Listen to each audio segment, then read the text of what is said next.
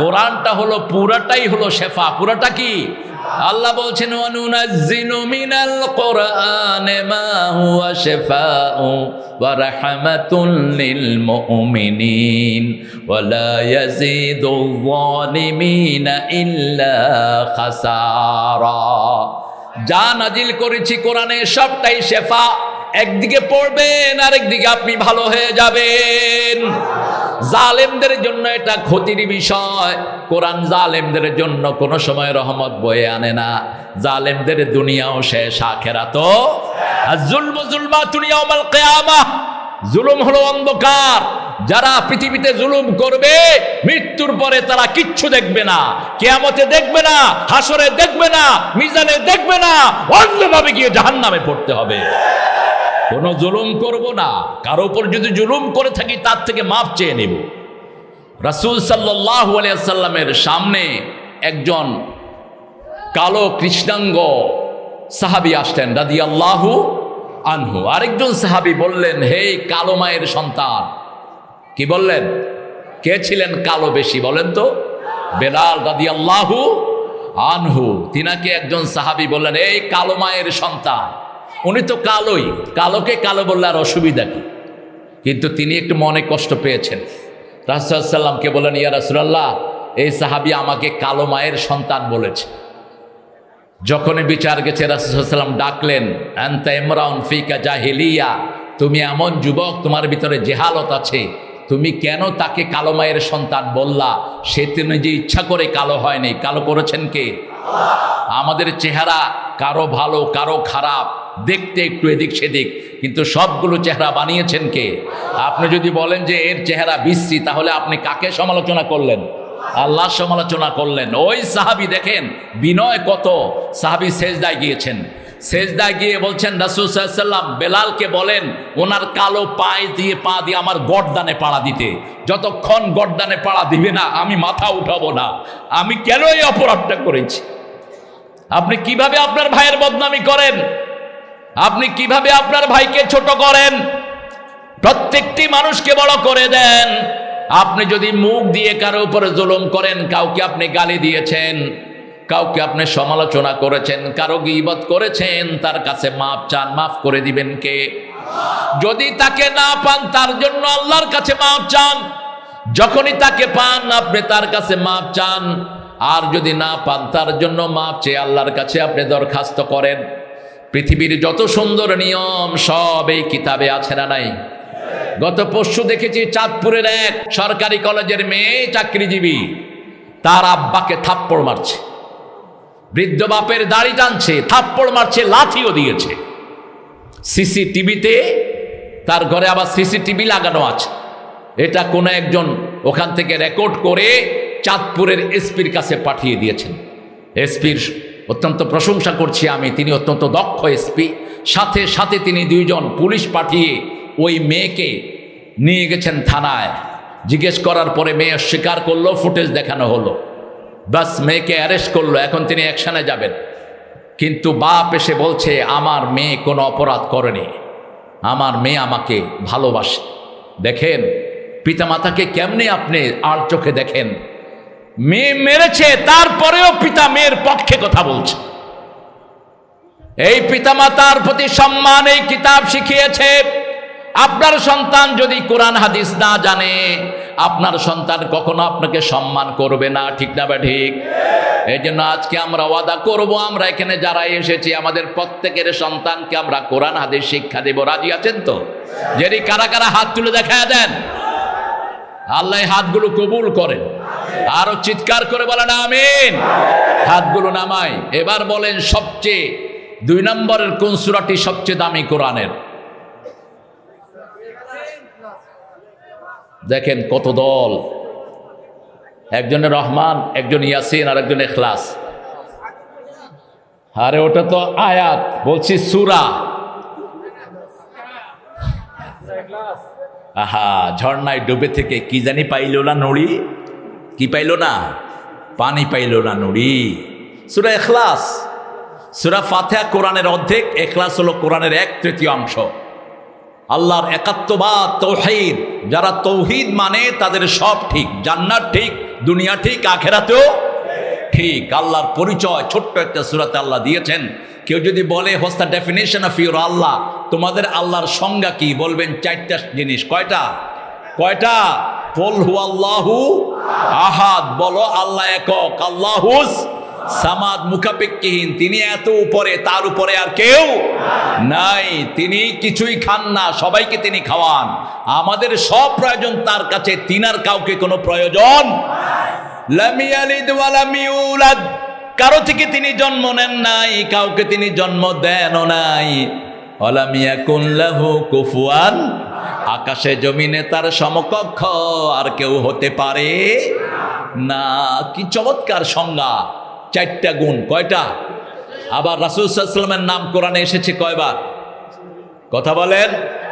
4 বার এসেছে। সূরা মুহাম্মদে এসেছে, সূরা আল ইমরানে এসেছে, সূরা আহজাবে এসেছে, আর এসেছে সূরা আল ইমরানে। 4 বার আল্লাহ মুহাম্মদ, তাও ইয়া মুহাম্মদ বলে একবারও সম্বোধন করেন নেই।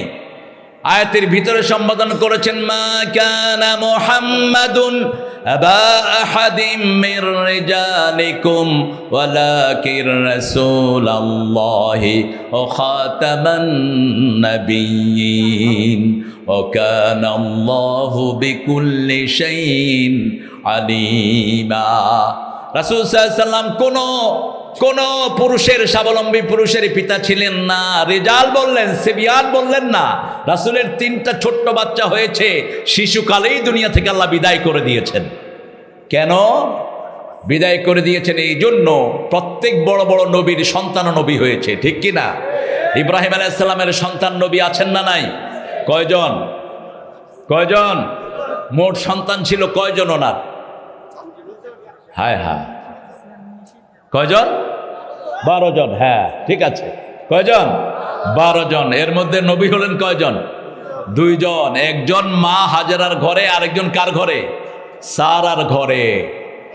এই সারা রাদিয়াল্লাহু আনহা, সারার ঘরে হলো ইসহাক আলাইহিস সালাম। পৃথিবীর যত নবী সব এই বংশে, ইব্রাহিম আলাইহিস সালামের বংশে।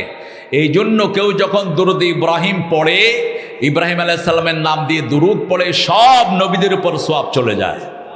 এটা পরিপূর্ণ একটি দুরূদ, আল্লাহুম্মা সাল্লি আলা মুহাম্মদ ওয়া আলা আলি মুহাম্মদ, এইভাবে পড়বেন। আল্লাহ রাব্বুল আলামিন তৃতীয় নাম্বার সূরা করলেন সূরা কাউসার। এটা কোরআনের 1/4 যে একবার সূরা কাউসার পড়বে, কোরআনের 1/4 সওয়াব পেয়ে যাবে।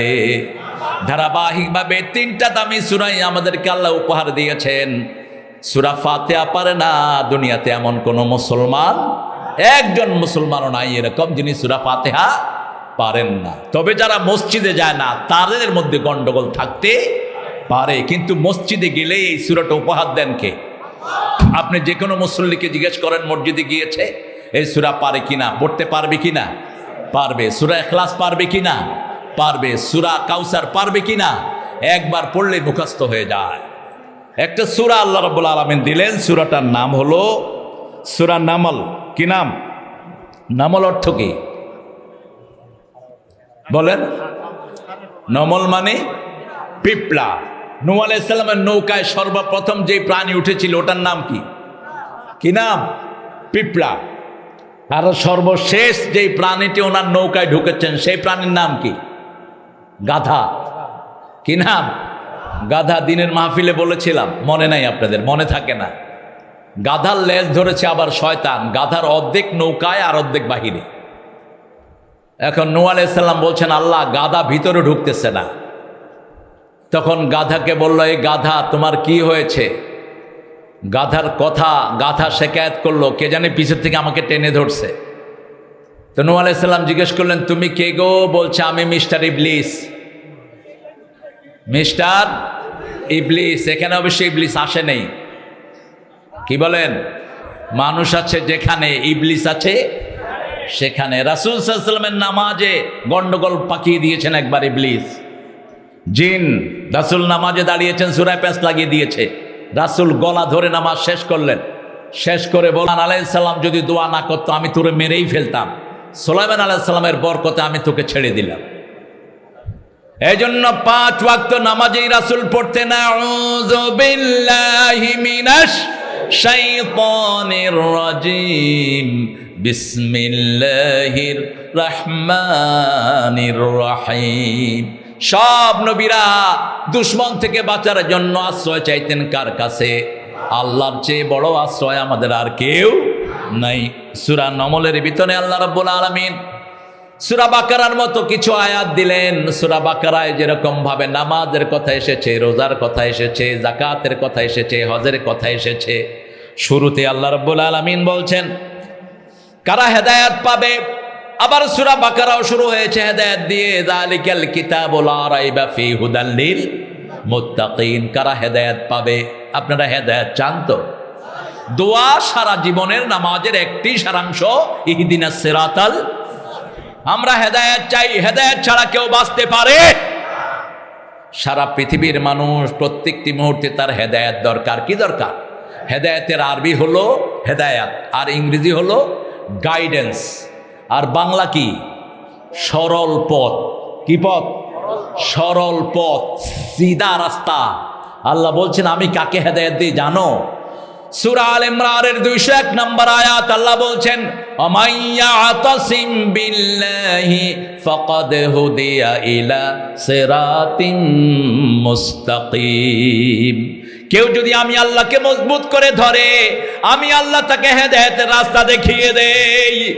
আমরা বললাম এই সিরাতুল মুস্তাকিম কাকে বলে?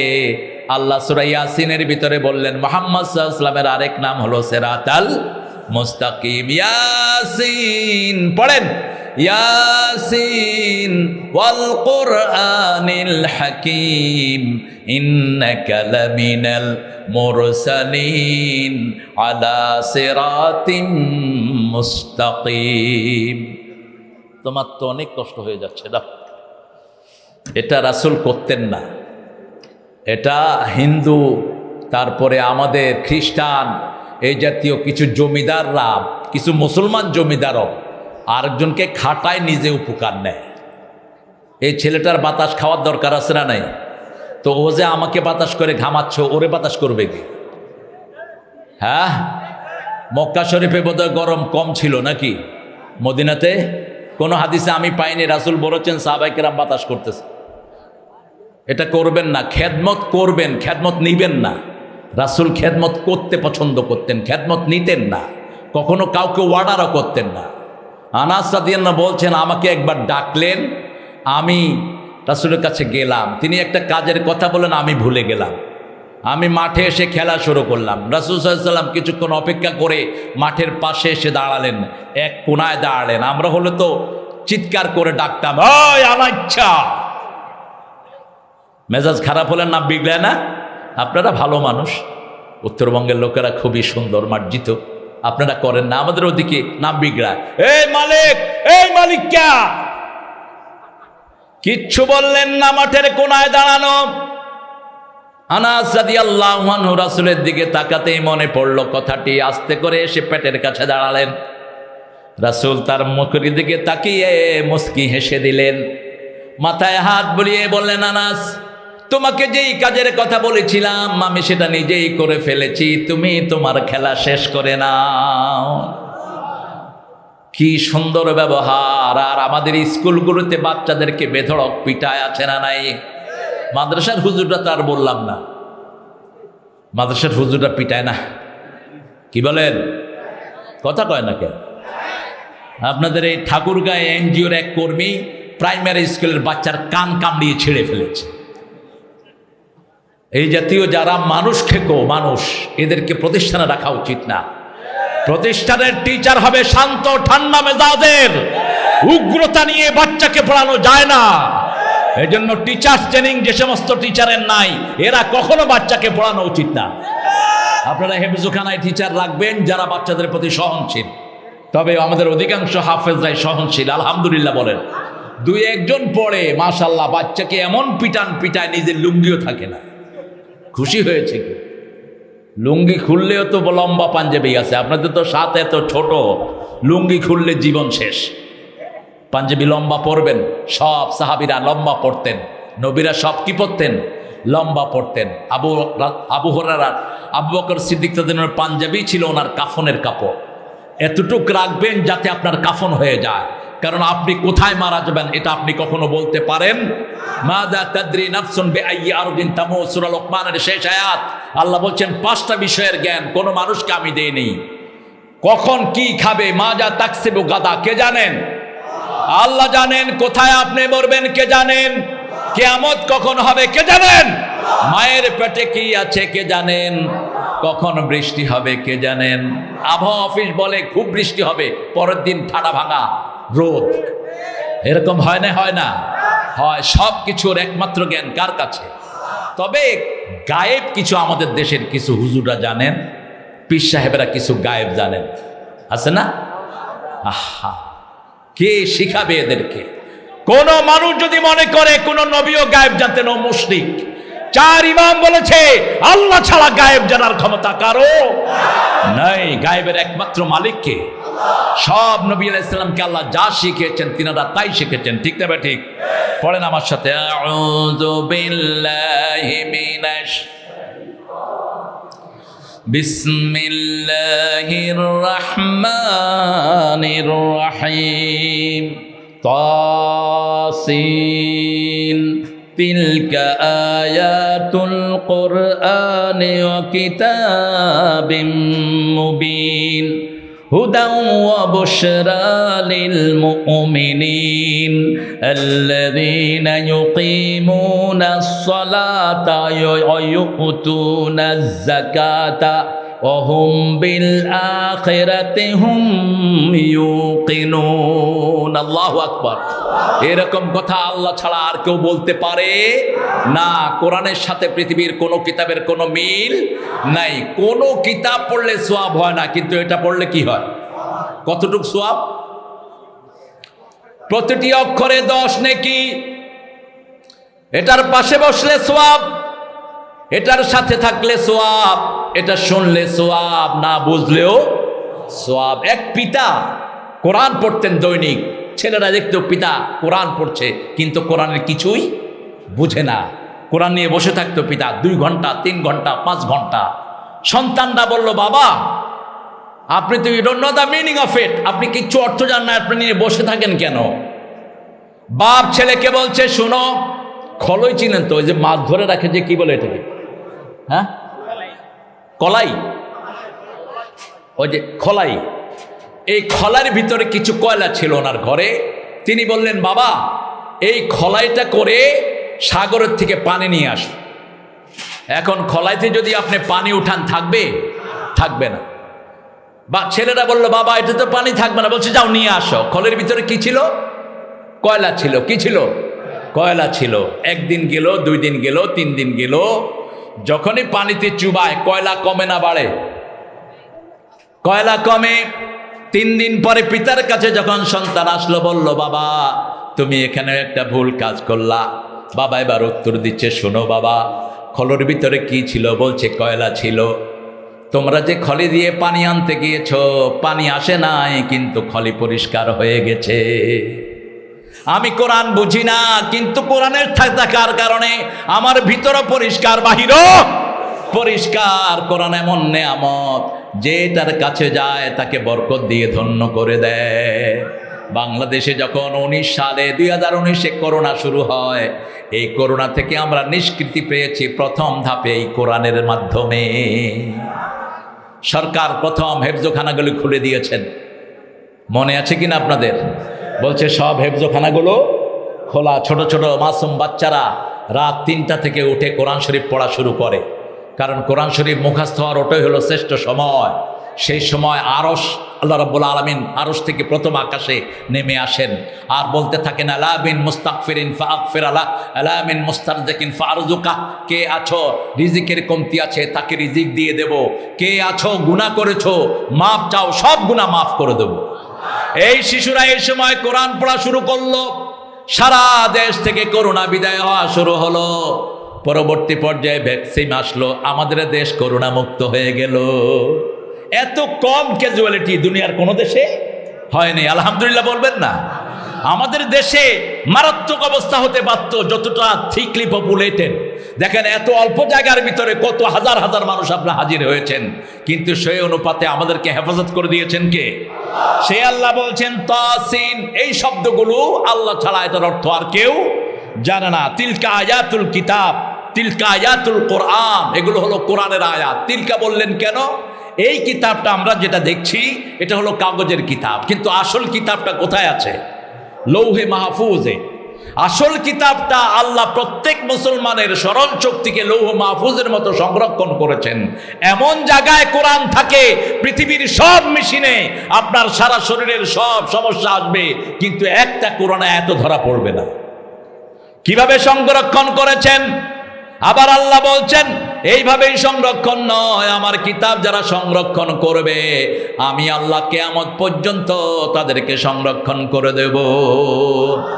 ইন্না নাহনু নাযালনা যিকরা ওয়া ইন্না লাহু লাহাফিজুন। আমি জিকির নাজিল করেছি, এই জিকির তোমরা পড়বা, ব্যবসায় পড়বা, বাণিজ্যে পড়বা, ঘরে পড়বা, বাহিরে পড়বা, যখনই তোমাদের কিছুর দরকার তখনই এই কোরআন পড়বা। তাহলে এই কোরআন তোমাদেরকে হেফাজত করে দিবেন। হেফাজতের দায়িত্ব নিয়েছেন কে? আল্লাহ এটার দুটি পরিচয় দিচ্ছেন, কিতাবুম মুবিন। এটা হলো কিতাব। কিতাব মানে কি? কিতাব মানে কি বলেন তো? বই। কিতাব মানে বই। আমরা যেখানে যা কিছু করি সব কিতাব। যেমন সিনেমা হলে ছেলেরা যে সিনেমা দেখতো আগে, এখন অবশ্য আপনারা দেখেন না, এখন তো হাতে হাতেই সিনেমা আছে। আল্লাহ রহমত, হাতে হাতে আছে না? নাউজুবিল্লাহ করলেন কেন? মোবাইলের ভিতরে কি আছে? ফেসবুক দেখে যারা ঘুমান অধিকাংশ ইমান হারা হয়ে ঘুমানোর সম্ভাবনা। কারণ ফেসবুকে অল্প জিনিস ছাড়া অধিকাংশ খারাপ জিনিস, ঠিক কিনা? টিকটকের ভিতরে এত নষ্ট জিনিস যেগুলো দেখলে শয়তানেরও মাথা খারাপ হয়ে যায়, যে আমি তো এত বড় শয়তান হতে পারিনি, এগুলো যত বড় জঘন্য শয়তান হয়েছে। ফেসবুক আপনারা মোবাইল হাতের ভিতরে রাখছেন, এটাও একটা বই। প্রত্যেকটি মুহূর্তে আমরা যেই কাজগুলো করি এটা কি? বই। আল্লাহ রাব্বুল আলামিন বলছেন কিয়ামতের ময়দানে যার ডান হাতে আমি বই দিয়ে দেব তাকে আমি আল্লাহ বিনা হিসাবে মাফ করে দেব। আম্মা মান উতিয়া কিতাবাহু বিয়ামিনিহি ফাসাউফা ইউহাসাবু হিসাবান ইয়াসীরা ওয়া ইয়ানকালিবু ইলা আহলিহি মাসরুরা। কার কথা? যাকে আমি ডান হাতে আমলনামা দিয়ে দেব, বিনা হিসাবে আমি তাকে জান্নাত দিয়ে দেব। রাসূল সাল্লাল্লাহু আলাইহি ওয়াসাল্লাম এখান থেকে আয়াত নিয়ে দোয়া করতেন, পড়েন আল্লাহুম্মা হাসিবনি হিসাবান ইয়াসীরা। এটাকে ব্যাখ্যা করলেন আমাদের জাতীয় কবি, চিনেন তো? কি নাম? রোজ হাসরে আল্লাহ আমার করোনা বিচার, আল্লাহ করোনা বিচার, বিচার চাহে না তব দয়া চাহে গুনাহগার, আল্লাহ করোনা বিচার। বিচার যদি করবে কেন রহমান নাম নিলে, ও নামের গুণে তরিয়ে যাব, কেন এ ধ্যান দিলে। দিন ভিখারি হয়ে আমি ভিক্ষা যে দিন চাইব স্বামী, সেদিন শূন্য হাতে ফিরিয়ে দিতে পারবে না কো আর, আল্লাহ করোনা বিচার, আল্লাহ করোনা বিচার। বলেন আমিন। সবচেয়ে বেশি দোয়া করবেন সেজদায়। কখন? সেজদায়। আকরাবুল আবদু ইনদা রাব্বিহি হুয়া সাজিদ। মুসলিম শরীফের বর্ণনা, বান্দা যখন সেজদায় যায় আল্লাহর মধ্যে তার মধ্যে কোনো পর্দা থাকে না, সবচেয়ে বেশি আল্লাহর নিকটে চলে যায়। রাসূল সাল্লাল্লাহু আলাইহি ওয়াসাল্লাম বলছেন ফাকসিরুদ দুআ, এই সেজদায় তোমরা বেশি করে দোয়া করো। মা আয়েশা বলছেন রাসূল সাল্লাল্লাহু আলাইহি ওয়াসাল্লাম কখনো কখনো এত লম্বা সেজদা দিতেন, জনান্তু কাবেদাত রূহা, আমি ধারণা করতাম তিনি সেজদায় মারা গিয়েছেন। আমি তার পায়ের আঙ্গুলে চিমটি খেতাম, তিনি পা নাড়াতেন, তখন আমার মনে হতো রাসূল সাল্লাল্লাহু আলাইহি ওয়াসাল্লাম এখনো দুনিয়ায় জীবিত। তিনি একবার সেজদায় গিয়ে কাঁদছেন আর বলছেন আল্লাহুম্মা হাসিবনি হিসাবান ইয়াসীরা। মা আয়েশা রাদিয়াল্লাহু আনহা শুনে বললেন, ইয়া রাসূলুল্লাহ গুফিরা লাকা মা তাকাদ্দামা মিন যামবিকা ওয়া মা তাআখার, আপনার আগের পরের সব গুনাহ আল্লাহ মাফ করে দিয়েছেন। সূরা ফাতিরের শুরুতে আল্লাহ সেই সুসংবাদ রাসূলকে দিয়েছেন। কেন আপনি এত কষ্ট করে করে আপনি সেজদায় থাকতে থাকতে আপনার চোখ ফুলে যায়, চোখের পানিতে দাড়ি মোবারক ভিজে যায়, দাঁড়িয়ে থাকতে থাকতে পায়ের গোড়ালি ফুলে যায়, কেন এত কষ্ট করে করে আপনি আল্লাহর কাছে মাপ চান? তিনি মুস্কি হেসে বলছেন, আয়েশা রে, আমি কি আল্লাহর কৃতজ্ঞ গোলাম হব না? কৃতজ্ঞতা প্রকাশের জন্য এইভাবে আমি আল্লাহর কাছে মাপ চাই। বলছে আপনার তো সব গুনাহ মাপ। রাসূল সাল্লাল্লাহু আলাইহি ওয়াসাল্লাম বলছেন, আল্লাহ আমাকে মাফ করে দিয়েছেন সেটা আমি জানি। আল্লাহ যেন কিয়ামতের ময়দানে বিনা হিসাবে আমার উম্মতকেও মাফ করে দেন, সেই জন্যই আমি দোয়া করতে থাকি। জিবরাইল আমিন আলাইহিস সালাম আসলেন রাসূলের ওফাতের সময়। মা আয়েশা সিদ্দিকার বাইনা জহরিহি ওয়া হিজরি, এখানে রাসূলের মাথাটা শোয়া। রাসূল সাল্লাল্লাহু আলাইহি ওয়াসাল্লাম অসম্ভব জ্বরে ভুগছেন, প্রচন্ড জ্বর। মা ফাতেমা রাসূল সাল্লাল্লাহু আলাইহি ওয়াসাল্লামের মাথার পাশে। হঠাৎ করে একটা অপরিচিত লোক আসলো, রাসূলের সাথে দেখা করতে চাইলো সাল্লাল্লাহু। মা ফাতেমা বললেন, আপনি আব্বাকে ডিস্টার্ব করুন, আপনার কষ্ট হচ্ছে। রাসূল সাল্লাল্লাহু আলাইহি ওয়াসাল্লাম জিজ্ঞেস করলেন, ফাতেমা কাকে সরিয়ে দিয়েছো? বলছে লোকটাকে আমি চিনি না, আমি লোকটাকে চিনি না। বলছে তুমি দেখো তিনি আগে কখনো এসছেন কিনা। কয় না, আগে কখনো ওনাকে দেখি নেই। রাসূল সাল্লাল্লাহু আলাইহি ওয়াসাল্লাম বুঝলেন, বলছে ওনার সাথে আর কেউ আছে নাকি? কয় না। তিনি খুঁজতে লাগলেন জিবরাইল আমিন আলাইহিস সালামকে। আকাশে তিনি অপেক্ষায় আছেন। তিনি জবাব দিয়েছেন, ইয়া রাসূলুল্লাহ, আপনার শিয়র গিয়েছে মালাকাল মউত।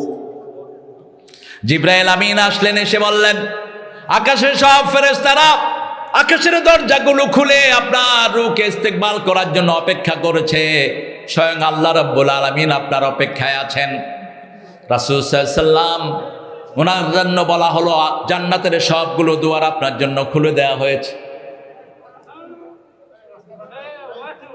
চলে যাবেন কেন? হ্যাঁ, এই দেখি মাদ্রাসা দিয়া কই, দেখি চেয়ারম্যান কি দিবে ঘোষণা নেন। হ্যাঁ,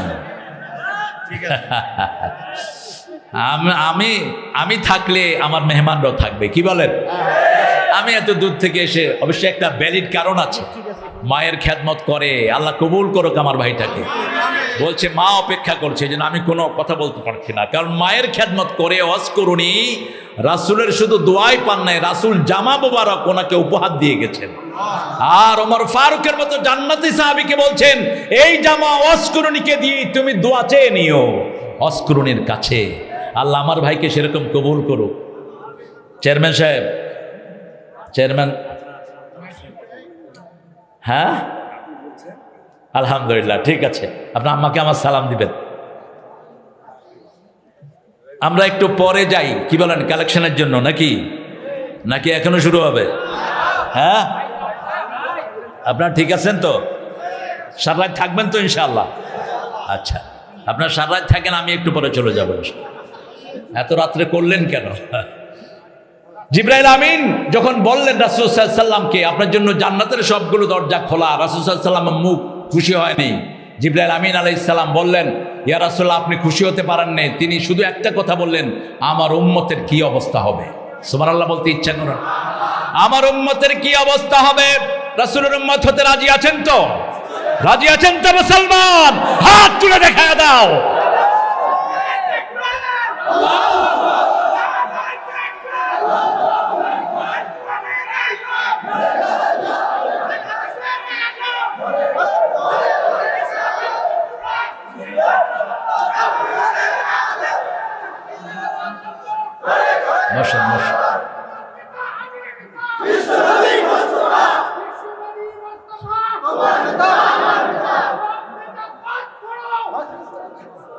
বিশ্বনবীর পথ ধরো। আলহামদুলিল্লাহ, দেখেন আমাদের দেশ এত সুন্দর একটা দেশ, এই দেশেও রাসূলের বিরুদ্ধে কথা বলে এরকম বেয়াদব আছে না নাই?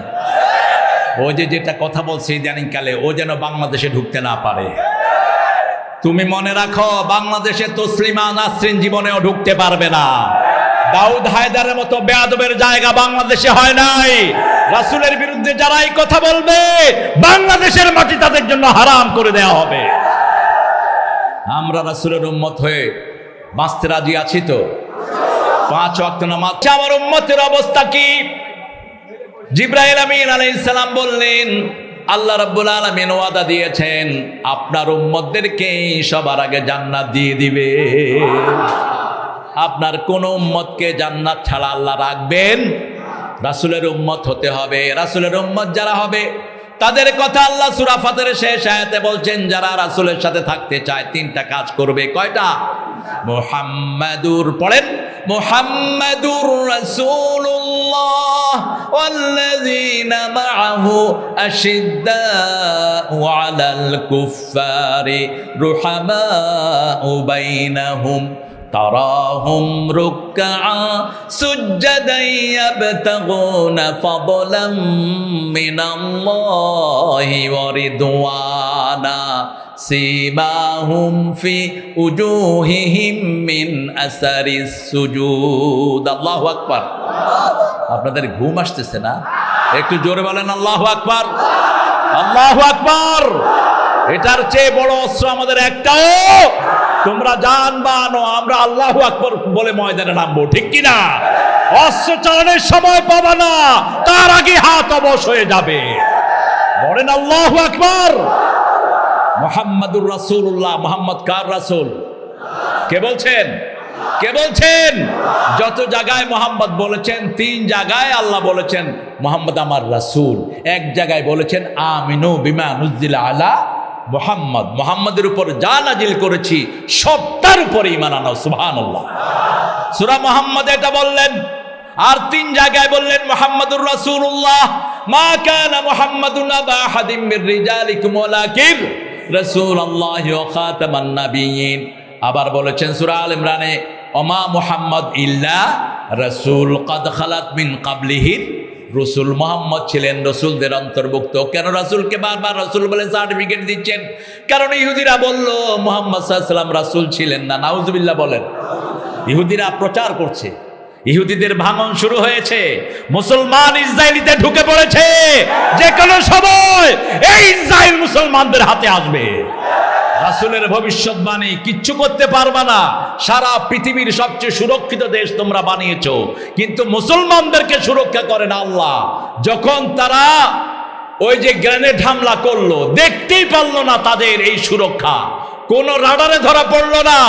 20 মিনিটে মুসলমান 7000 ক্ষেপণাস্ত্র ফেলেছে ইসরায়েলের ভিতরে। ক্যাজুয়ালিটির সংখ্যা মাত্র 600। কিন্তু ইহুদিরা স্বীকার করে না, ইহুদিরা মিথ্যু। যে যার হুকুমে মুসলমানদের উপর আক্রমণ হতো, মুসলমানরা ভিতরে ঢুকে ওই জানোয়ারটাকে ধরে গাজায় নিয়ে আসছে। দেখলাম তার হাতে বিভিন্ন রকমের অস্ত্র দিয়ে তাকে শাসানো হচ্ছে, তাকে শায়েস্তা করা হচ্ছে। মুসলমান যখনই আল্লাহর উপরে তাওয়াক্কুল করে বের হয়, মুসলমানদের রাস্তা সুগম করে দেন কে? আরো জোরে বলেন। গতকালকে উচ্চ আওয়াজে বাইতুল মুকাদ্দাসে মুসলমান আযান দিয়েছে, আলহামদুলিল্লাহ। অচিরেই মুসলমানদের সুদিন আসছে। আফগানিস্তান টাকা পয়সার দিক থেকে অগ্রসর হয়ে গেছে, যুদ্ধ বিধ্বস্ত দেশ। আগে 120 আফগানি হলে $1 পাওয়া যেত। অল্প দিনের ইসলামী আইনের ভিতরে এখন 76 আফগানি টাকা দিলেই ডলার পাওয়া যায়। পৃথিবীর সব টাকাদের মধ্যে আফগানিস্তান এখন 3 নম্বরে চলে এসেছে। এত তাড়াতাড়ি তাদের ডেভেলপমেন্ট হয়েছে। তাদেরকে জিজ্ঞেস করা হলো, how did you develop your economy? তোমরা তোমাদের এই অর্থনীতিকে কিভাবে ডেভেলপ করলা? তারা বলল, আমরা চুরি বন্ধ করে দিয়েছি, দেশ থেকে কোনো টাকা বাহিরে যায় না, প্লাস ইন্টারনেটে কোনো ভুয়া ব্যবসা আমরা করতে দেই না। এই 2টা বন্ধ করার কারণেই তাদের প্রবৃদ্ধি বেড়ে গেছে। আমাদের দেশে যদি এই 2টা করা হয়, আমাদের দেশ পৃথিবীর শ্রেষ্ঠ মানিতে পরিণত হবে। আমাদের দেশ শেষ করেছে চোরগুলো, ডাকাতগুলো, ঠিক কিনা? আমাদের দেশ সোনার দেশ। কি হয়েছে? 2 লাখ টাকা। মাশাআল্লাহ, আলহামদুলিল্লাহ বলেন। আমাদের উপজেলা চেয়ারম্যান, আল্লাহ তাকে বরকত দান করুন। কত দিলে আপনারা খুশি হন বলেন তো? হ্যাঁ, আপনাদের লোকেরা কত ভালো, কত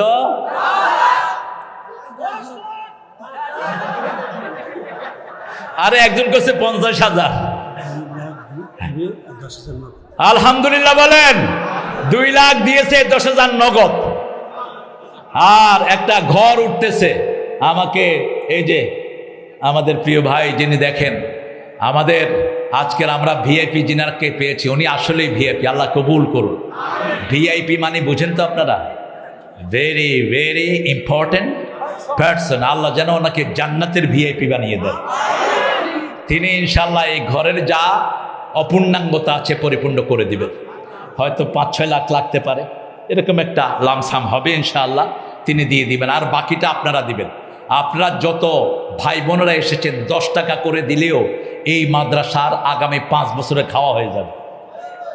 দিবেন তো? কত? আচ্ছা, একটা বিড়ি কত? বিড়ি ওই যে যেটার পিছনে কি জানি লাগানো থাকে, ফিল্টার। এই ফিল্টার বিড়ি খায় রিক্সাওয়ালা ভাই। হ্যাঁ কি রে? কয় স্যার কষ্ট তো করি, একটু ফিল্টার না খেলে মন ভরে না। আরে তুই ফিল্টারের বাদ দিয়া তুই একটা কলা খেতে পারস না? তুই রিক্সা চালায় যদি একটা কলা খাতি, তুই আঙ্গুল দিয়ে ঠেলা দিলে পুলিশ উড়ে যেত। কারণ রিক্সাওয়ালাদের মতো ভারো শরীর দুনিয়ার কোনো বীরেরও নেই। এই যে সারাদিন এই যে এরকম করে রিক্সা চালায়, এদের শক্তি সবচেয়ে বেশি হয়। কিন্তু 2 ঘন্টা রিক্সা চালায়া 15 মিনিট বাস হাড্ডির ক্যালসিয়াম শুকায়া এরপরে বুড়া বয়সে শুরু হয়ে গেল করে। কলা খাও, সস্তা না মাঙ্গা। জান্নাতের প্রথম খাওয়া কি বলেন তো? না, প্রথম খাওয়া বড়ই। প্রথম কি? বড়ই। কোন সূরায় আছে?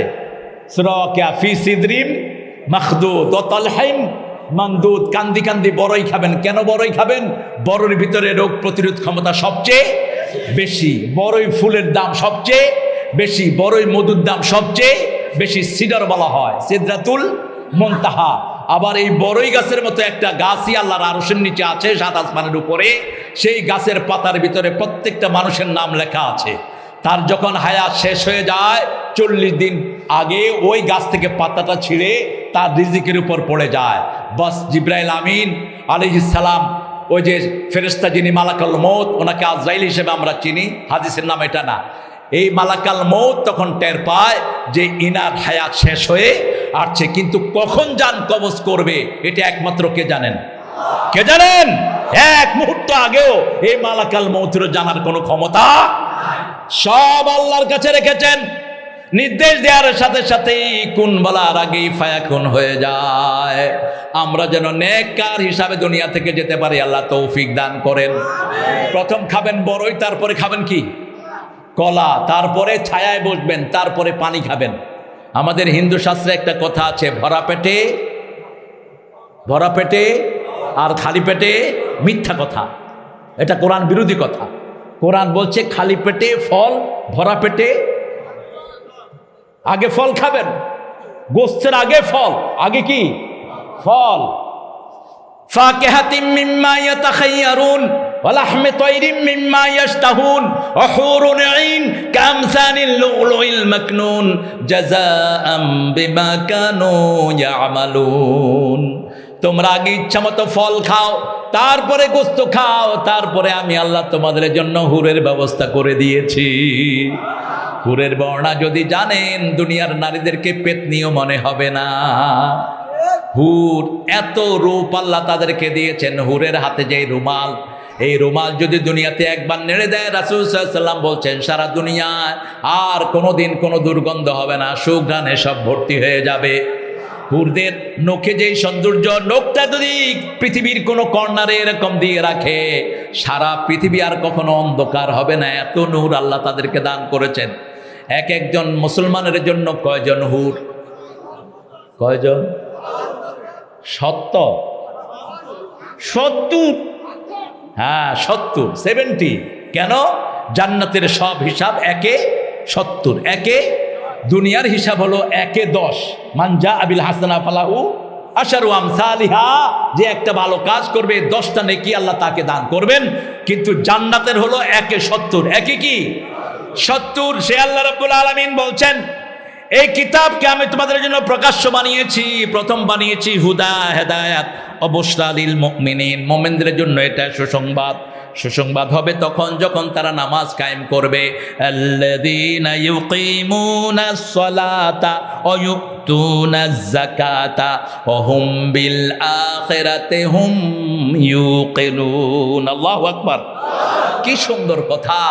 একই কথা বললেন সূরা বাকারার শুরুতে, আল্লাযীনা ইউমিনুনা বিল গায়বি ওয়া ইউকিমুনাস সালাতা ওয়া মিম্মা রাযাকনাহুম ইউনফিকুন ওয়াল্লাযীনা ইউমিনুনা বিমা উনজিলা ইলাইকা ওয়া মা উনজিলা মিন ক্বাবলিক ওয়া বিল আখিরাতি হুম ইউকিনুন। আল্লাহু আকবার।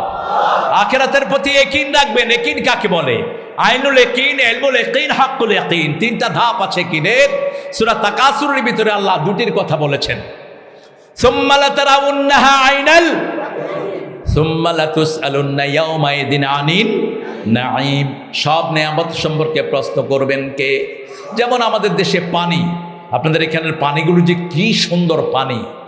আমি ওনার ওই যে ইটের ভাটাতে, কিসের ভাটা, যত মাদ্রাসায় ইট লাগবে সব এখান থেকে নেবে, অভাব হবে না। দানে কখনো কমে না, দানে কি হয়? বাড়ে। আল্লাহ বলছেন কামাসালে হাব্বাতিন আম্বাতাস সাবআ সানাবিল, সূরা বাকারা। দানটা হলো এরকম, যেমন ধানের একটা গাছ রুকলে 7টা ডালা বের হয়, প্রত্যেকটা ডালাতে 100টা করে দানা হয়। তাহলে 7 দানা থেকে, এক দানা থেকে কয়শো দানা হলো? 700 দানা হলো। ঠিক যে 1 টাকা আল্লাহর রাস্তায় দিবে, একটা ইট দিবে, আমি দুনিয়াতে কমসে কম 7টা ইট তাকে বাড়িয়ে দেব। এটা শুধু দুনিয়ায় না, আখিরাতেও দিব। আখিরাতে ইটের দরকার নাই, সেখানে ইটের পরিবর্তে আল্লাহ জান্নাত দান করে দিবে। এই জন্য মৃত্যুর আগে প্রত্যেক মানুষ আফসোস করবে, লাউলা আখারতানি ইলা আজালিন কারিব ফাআসাদদাকা ওয়া কুম মিনাস সালিহিন, সূরা মুনাফিক 10 নম্বর। আল্লাহ রাব্বুল আলামিন বলছেন প্রত্যেক মানুষ নবী আলাইহিস সালাম ছাড়া মৃত্যুর সময় আফসোস করবে, আহারে যদি আমি সদকা দিয়ে ভালো মানুষ হতে আসতে পারতাম। ফাআসাদদাকা ওয়া কুম মিনাস সালিহিন, এ আল্লাহ একটু সময় যদি দিতেন আমি আরো বেশি সদকা করে ভালো মানুষ হয়ে আসতাম, আমাকে একটু সময় যদি দিতেন। এই আফসোস সবাই করবে, সেজন্য এখন এই আফসোসটা মিটিয়ে নেন। যত মাদ্রাসা বাড়বে তত বেয়াদব কমবে, যত মাদ্রাসা বাড়বে মানুষ ভদ্র হবে, মাদ্রাসা বাড়বে সব ঘরে ঘরে কোরআনের আলো পৌঁছে যাবে। ঠিক কি না? কথা বলেন না কেন? এই যে মেয়েটা সরকারি কলেজের মেয়ে, বাপকে থাপড়াচ্ছে, বাপকে মারছে। আরেকদিন দেখলাম মা একটু বিছনা নষ্ট করেছে, 2-3 ছেলে নিয়ে মাকে নদীতে ফেলে দিয়েছে। কিসের শিক্ষা? কোন শিক্ষা এখন স্কুল কলেজে পিতামাতার আদবের জন্য দেওয়া হয় না। ঠিক না ঠিক? কথা বলেন না কেন? ক্লাস 5-এর ছেলেরা এখন বিড়ি খাচ্ছে, ক্লাস 6-এর পোলাপান বিড়ি খাচ্ছে, রাস্তায় হেঁটে হেঁটে আজে বাজে কাজ করছে। শাসন করার কোনো সিস্টেম। গত পরশুদিন এক ছেলে নকল করতেছে পরীক্ষার হলে বসে, টিচার তার 5 মিনিটের জন্য খাতা নিয়ে এসেছেন, ছেলে উঠে এসে টিচারে 2 চড় মেরেছে। এখনো সাবধান হন। প্রশাসনকে বলবো এ সমস্ত ছেলেকে স্থায়ীভাবে জেলখানায় ঢুকিয়ে দাও, শিক্ষা ব্যবস্থার ভিতরে কোরআন ঢুকাও, তা না হলে তুমিও শেষ, তোমার পরিবারও শেষ। ঠিক না ঠিক? একটা মাদ্রাসার প্রথম শিক্ষাই হলো আদব। আপনি যে কোনো মাদ্রাসা ভিজিট করেন, উচ্ছৃঙ্খল কোনো ছেলে পাবেন না। ছেলেরা এসেই প্রথম বলে আসসালামু আলাইকুম, কথা কন না কেন? এরপরে দাঁড়িয়ে থাকে উস্তাদ, যেটা বলে সেটা শুনে। উস্তাদ যদি বলে তুমি দেরি করে আসলা কেন, নিচের দিকে তাকিয়ে বলে হুজুর আমার আব্বা অসুস্থ, এই জন্য দেরি হয়ে গেছে। হুজুর মুস্কি হেসে বলেন আল্লাহ তোমার আব্বাকে শাফা দান করুক, ঠিক আছে তুমি পড়তে যাও। আছে না নাই? আর স্কুলে স্যার দাঁড়ানো, ছেলে ঢুকতেছে, স্যারও সালাম নাই, ছেলেরও। ইভেন কি পতাকা যখন উঠে তখনও কোনো সালাম, পতাকা উঠানোর সময় হেই হেই হেই।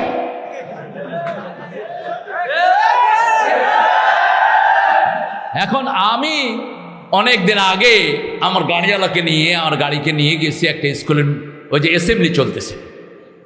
তো আমি গাড়ি থেকে নেমে গেছি, ড্রাইভার দেখেছি ঝিমাচ্ছে, যখন হেই করে উঠছে লাভ দিয়ে উঠছে। তাহলে কিরে তুই লাভ দিলি কেন? কয় স্যার এরা হেই করে উঠছে। হাই হাই হাই কিসে পতাকা কি ভেসকি দিয়েছেন আপনি? পতাকা কি নিয়ম? আপনি সালাম দেন। 85 লক্ষ শিশু প্রত্যেক সকালে স্কুলে যায়। 85 লক্ষ ছেলে যদি সালাম দেয়, 85 লক্ষ সালামে সারা বাংলাদেশের অশান্তি দূর হয়ে যাবে। মালয়েশিয়া একটা ছোট্ট দেশ, খুব বেশি জনগণ নেই। সেই মালয়েশিয়াতে চাইনিজরা আছে 35%, বাকিরা মুসলমান। বেশ কিছু কেরালার লোকেরা আছে। সেই অল্প পার্সেন্ট লোকের মধ্যে মুসলমানদের শিশু প্রত্যেক স্কুলে তারা বাধ্যতামূলক করে দিয়েছেন সালাম দিতে হবে, নিতেও, ঢুকতে সালাম, বাইর হতে সালাম, আবার ঘরে ঢুকার আগে সালাম, ঘর থেকে বের হওয়ার সময় বিসমিল্লাহে তাওয়াক্কালতু। শয়তান হতাশ হয়ে যায়। এই বরকতে তাদের দেশের ছেলেরা ভদ্র হচ্ছে, শান্ত হচ্ছে। আমাদের দেশের বাচ্চাদের কোনো অপরাধ, পৃথিবীর শ্রেষ্ঠ ব্রেন আমাদেরকে দান করেছেন কে? এবারও সারা পৃথিবীতে কোরআনে আমাদের দেশ চ্যাম্পিয়ন, ঠিক না বে ঠিক? কথা বলেন না কেন? একটা দরিদ্র ঘরের সন্তান, কি নাম জানে ছেলেটা? কি সুন্দর চেহারা। আল্লাহ তাকরিমের হায়াত তুমি দারাজ করে দাও। হাজার হাজার ছেলেকে তাকরিমের মতো করে দাও। কি নিয়ামত! আমাদের দেশের ছেলেগুলো জিনিয়াস, যেখানেই গিয়েছে মেধার স্বাক্ষর দিয়েছে। এই স্কুলের ভিতরে ইসলাম ঢুকাও, সিলেবাসে ইসলাম আনো, কোরআন আনো, তা না হলে তুমি বাপ, তোমাকে থাপড়াবে 2 দিনের মধ্যেই।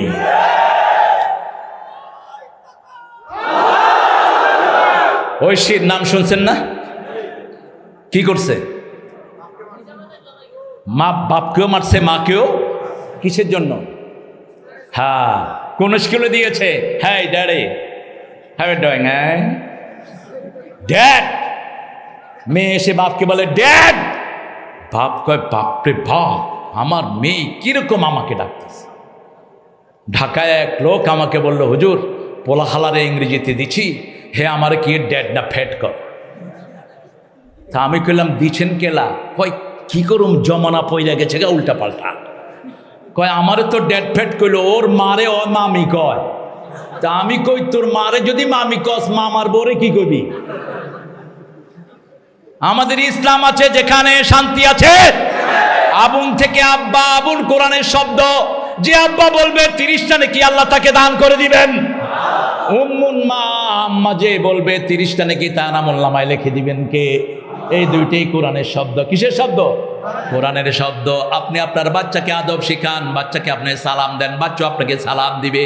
একজন রিকশাওয়ালা হয়েছে, রিকশাওয়ালা না হলে আমাদের মতো লোকের পরীক্ষা হতো না, ঠিক না বা ঠিক? আল্লাহ সম্পদ দিও দেখেন, নিও দেখেন। এমন কোন পয়সাওয়ালা পাবেন না যার পুরা 14 গোষ্ঠী পয়সাওয়ালা। সিরাজউদ্দৌলা নবাবের লোকেরা এখন কাপড় ধুয়ে জীবিকা নির্বাহ করে। আবার আমাদের দেশে বসুন্ধরার যিনি মালিক, তিনার আব্বা অত্যন্ত দরিদ্র মানুষ ছিলেন, ঠিক না বা ঠিক? এইভাবেই আল্লাহ ঘুরায় একটা সার্কেলকে। আপনি রিকশাওয়ালা, যখন রিকশায় আপনি উঠছেন, আপনার ছেলেকে আপনি শিক্ষা দেন, বাবা তুমি ওকে সালাম দাও।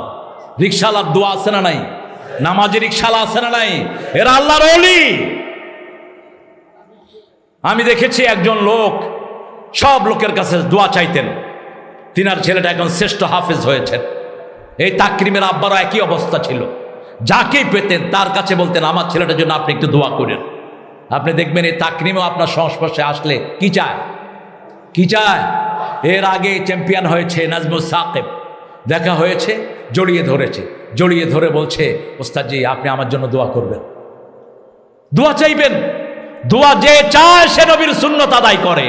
রাসূল সাল্লাল্লাহু আলাইহি ওয়াসাল্লামের ব্যাপারে সাইয়েদনা ওমর ইবনে খাত্তাব রাদিয়াল্লাহু আনহু বলছেন, আমি উমরায় যাব, রাসূল সাল্লাল্লাহু আলাইহি ওয়াসাল্লামের কাছে গেলাম।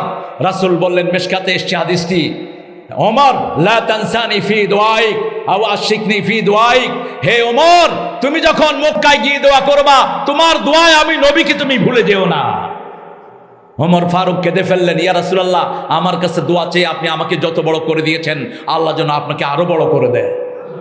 আপনি দোয়া চাইবেন, দোয়া চাওয়া কি সুন্নাহ। আল্লাহ বলেছেন তোমরা যদি চাও তোমার দোয়া কবুল হোক, প্রথম আমার প্রশংসা করো, আমার নবীর উপর দুরূদ দাও, মধ্যখানে যা বলার তা বলো, যা চাওয়ার তা চাও, শেষে আবার আমার প্রশংসা করে নবীর উপর দুরূদ দাও, মধ্যখানে যা বলবা সব কবুল করে নিবেন কে?